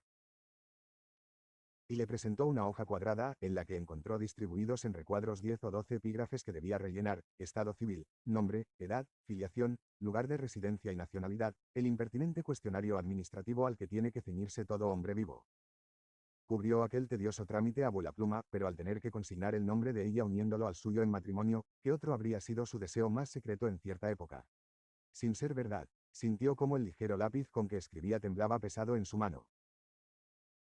«Y aquí falta también la duración de la estancia», reclamó implacable, revisando lo que había escrito, señalando con su dedo carnoso el epígrafe todavía vacío. Un día, rellenó el lápiz con trazos airados. Excitado, sintió su frente húmeda y tuvo que quitarse el sombrero, porque le sofocaba aquel aire enrarecido. «Primer piso a la izquierda», les dijo un mozo cortés y diligente que acudió de un salto, cuando él, agotado, miró a su alrededor solo para buscarla a ella, que había permanecido de pie y sin moverse durante todo el proceso, abstraída en la contemplación de un cartel que anunciaba una velada musical en la que una desconocida cantante interpretaría piezas de Schubert. Sin embargo, aunque estaba de pie inmóvil, corría sobre sus hombros una ola temblorosa como el viento sobre un prado. Él observó con vergüenza la violenta agitación que la dominaba. «¿Por qué la he arrancado de su paz para traerla hasta aquí?», pensó sin querer. Pero ahora ya no había marcha atrás. «Ven», dijo él, empujándola suavemente. Ella se desprendió del curioso cartel y, sin mostrarle su rostro, le precedió por la escalera, subiendo lenta, trabajosamente, con pasos pesados. Casi como una anciana, pensó sin querer. Lo había pensado solo un segundo, mientras ella, con la mano en la barandilla, se esforzaba por subir aquellos pocos escalones. Había rechazado en el acto una idea tan repugnante, pero algo frío y doloroso quedó en el lugar de esa sensación violentamente rechazada. Por fin se vieron arriba, en el pasillo. Aquellos 2 minutos de silencio habían sido una eternidad. Había una puerta abierta, era su habitación. La doncella todavía andaba dentro con el trapo y la escoba. Un instante, enseguida acabo, se disculpó, tengo que terminar de recoger la habitación, pero los señores ya pueden entrar, solo me falta traer ropa de cama limpia. Ellos entraron. La estancia cerrada albergaba un aire enrarecido, denso y dulzón, olía a jabón de olivas y humo de tabaco, en alguna parte aún se agazapaba la huella informe de gente extraña. Descarada y tal vez guardando todavía el calor de los últimos huéspedes, la cama doble se alzaba revuelta en medio de la habitación declarando el sentido y el fin del alojamiento. Él sintió asco ante esta evidencia. Sin querer, huyó hacia la ventana y la abrió de golpe. El aire suave, húmedo, mezclado con el ruido nebuloso de la calle entró lentamente, pasando de largo ante las cortinas que se retiraron temblorosas. Se quedó junto a la ventana abierta y miró tenso los tejados de fuera ya oscurecidos. Qué fea era aquella habitación, qué vergonzoso era estar allí, qué decepcionante después de años de añoranza y de separación. Ni él ni ella habrían deseado algo tan vergonzosamente descarnado. Durante 3, 4, 5 bocanadas de aire, él las contó, estuvo mirando fuera, temeroso de decir la primera palabra, luego no, ya no importaba, se forzó a darse la vuelta. Y exactamente como había presentido, como había temido, la encontró allí petrificada, con la mirada perdida, su guardapolvo gris, los brazos colgando, abatida en medio de la habitación como algo que no pertenecía a este lugar y que solo había acabado en esta repulsiva estancia por una fatal casualidad, por descuido. Se había quitado los guantes con la evidente intención de posarlos, pero debía de haberle dado asco dejarlos en cualquier parte de aquella habitación, de modo que se bamboleaban como bolsas vacías, vacías de ella, en sus manos. Sus ojos estaban paralizados, velados por la estupefacción, entonces, cuando se volvió, lo asaltaron suplicantes. Él comprendió. No estaría bien, la voz avanzaba a trompicones buscando aliento, no estaría bien ir a dar un paseo. Todo esto resulta tan vulgar. Sí, sí. Se sentía liberada y las palabras le salieron en tromba, ahuyentando el miedo que la atenazaba. Echó mano del picaporte de la puerta y él la siguió más lentamente, viendo que los hombros de ella temblaban como los de un animal que hubiera escapado de la mortal presa de unas garras. La calle esperaba cálida y abarrotada de gente que se movía con paso inquieto, tempestuoso, aún en la estela del solemne desfile, así que giraron a un lado por callejuelas más tranquilas, hacia el camino del bosque, el mismo por el que habían subido hacía una década hasta el castillo un domingo de excursión. ¿Te acuerdas? Era un domingo, dijo sin querer en voz alta y ella, que evidentemente daba vueltas en su interior al mismo recuerdo, respondió en voz baja. No he olvidado nada de lo que hice contigo. Otto iba con un compañero de colegio, corrían por delante desbocados, casi los habíamos perdido en el bosque. Yo lo llamé a voces una y otra vez y él no volvía, pero lo hice de mala gana, porque sentía el impulso de estar contigo a solas, aunque entonces todavía fuéramos unos extraños el uno para el otro. Y hoy, añadió él, intentando bromear, pero ella permaneció muda. No habría debido decirlo, pensó sordamente, que me impulsa a comparar constantemente el hoy con el ayer. ¿Por qué no le agrada nada de lo que le digo hoy? Siempre se entrometen aquellos días, el pasado. Iban ascendiendo en silencio.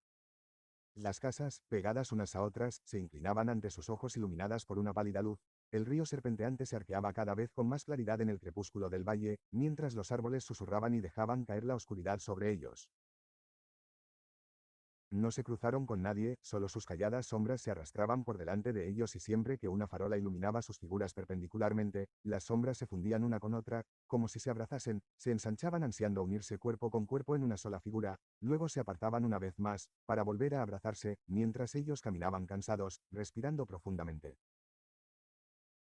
Él observaba hechizado ese curioso juego, el cogerse y alejarse y volverse a coger de aquellas figuras sin alma, cuerpos de sombra, que, sin embargo, no eran sino reflejo de los suyos propios. Con mórbida curiosidad veía el huir y el entrelazarse de esas figuras sin ser, y casi se olvidaba de la mujer viva que tenía a su lado por su negra imagen fluida, fugitiva. No pensaba en nada determinado y, sin embargo, sentía que, de alguna manera, este tímido juego le advertía de algo que yacía en lo más hondo de su ser como una fuente agitada a punto de rebosar, como si el caudal de sus recuerdos creciera y se acercara a él inquietante y amenazador. ¿Pero qué era? Aguzó todos sus sentidos. ¿Qué le evocaba ese paseo entre las sombras del bosque dormido? Debían de ser palabras, una situación, algo vivido, oído, sentido, algo envuelto en una melodía, algo enterrado en lo más profundo, que no había tocado en años y años. Y, de repente, se abrió una grieta centelleante en la oscuridad del olvido, que eran palabras, un poema que ella le había leído una vez en su habitación al caer la tarde. Un poema, sí, en francés, evocó las palabras que, como traídas por un viento cálido que las arrancaba del pasado, subieron de golpe hasta sus labios y así escuchó, después de una década, los versos olvidados de un poema en una lengua extranjera recitados por su voz, Dans le vieux parc solitaire glacé. De Spectres cherchant le passé. Y en cuanto su memoria se iluminó con esos versos, acabó de completar la imagen, la lámpara ardiendo con su luz dorada en el salón oscuro donde ella le había leído a la caída de la tarde este poema de Verlaine. La veía entre las sombras de la lámpara tal y como estaba sentada aquella noche, cerca y lejos a un tiempo, amada e inalcanzable, sintió de repente su mismo corazón de entonces palpitando de excitación, oyó la voz de ella columpiándose sobre la sonora onda de los versos. En el poema, aunque solo en el poema, podía oír cómo pronunciaba la palabra nostalgia y la palabra amor en una lengua extranjera, es cierto, y dirigidas a un extraño, pero oírlas al fin y al cabo con el tono embriagador de esta voz, de su voz. ¿Cómo había podido olvidar durante tantos años ese poema, esa velada en la que solos en la casa, confusos por ello, huyeron de la embarazosa conversación buscando un punto de encuentro más amable en los libros, donde, detrás de las palabras y de la melodía, de vez en cuando brilla el relámpago que nos permite reconocer un sentimiento íntimo, como la luz que atraviesa la fronda de arbustos, chispeante, intangible, y sin embargo llenándonos de una dicha inefable? ¿Cómo había podido olvidarlo durante tanto tiempo? ¿Y cómo había recuperado, también de repente, ese poema perdido? Sin darse cuenta, tradujo para sí aquellos versos. En el viejo parque gélido y nevado, dos sombras buscan su pasado. Y al recitarlos los entendió, la llave luminosa y pesada que descubría su secreto cayó en sus manos, desde la cima donde dormía se alzó una asociación clara, aguda, arrancada de sus recuerdos, las sombras de las que se hablaba allí estaban sobre el camino, sus sombras habían removido y despertado aquellas palabras, sí, pero todavía había más. Estremeciéndose de miedo descubrió de repente una segunda interpretación que lo aterró, habían sido unas palabras proféticas, cargadas de sentido. ¿Acaso no eran ellos mismos esas sombras que buscaban su pasado dirigiendo absurdas preguntas a un entonces que ya no era real? Sombras, sombras que querían convertirse en algo vivo y que no lo lograban. Ni ella ni él eran los mismos y, sin embargo, seguían buscándose afanosamente, siempre en vano, huyendo y reteniéndose, esforzándose denodadamente, cuando carecían de ser y de fuerzas para lograrlo, como los negros fantasmas que tenían ante sus pies. Sin ser consciente de lo que hacía, debió de soltar un gemido, porque ella se volvió. ¿Qué te pasa, Ludwig? ¿En qué piensas? Pero él se limitó a rehuir la pregunta. En nada. En nada. Y ya solo se concentró en escuchar en lo más hondo de su ser, volviendo a aquel entonces, por si aquella voz profética, la intérprete de sus recuerdos, quería volver a hablarle desvelándole el presente a través de su pasado. Fin. Regresada.